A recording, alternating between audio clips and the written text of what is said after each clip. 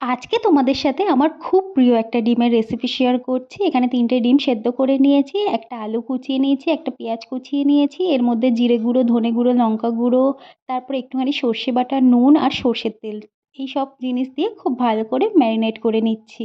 এই রেসিপিটার নাম ডিম পাতুরি। এখানে দেখো আলুটা ভালো করে মেখে নিয়েছি, তারপর একটা কলা পাতায় ভালো করে সর্ষের তেল মাখিয়ে নিচ্ছি। ডিমগুলোকে মাঝখান থেকে কেটে এইভাবে সাজিয়ে দেবো। ডিম খেতে আমি ভীষণ ভালোবাসি, সেটা ভাজা হোক, পোড়া হোক, সেদ্ধ হোক, যাই হোক না কেন, কিন্তু সব থেকে যেটা ভালোবাসি সেটা হচ্ছে এই ডিম পাতুরি। এটা ভাতের সাথে খেতে দারুণ লাগে। ডাল দিয়ে মেখে এই আলু ভাজা দিয়ে আর ডিমটা দিয়ে ভাতটা খেলে না পুরো মন জুড়িয়ে যাবে।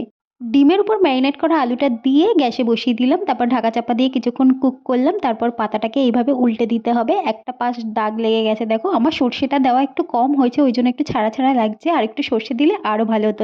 লাস্টে একটু তেল ছড়িয়ে দিলাম, আর ওই পাশটা ভাজা হলে তারপর নামিয়ে নেবো। ভালো লাগলে প্লিজ সাবস্ক্রাইব।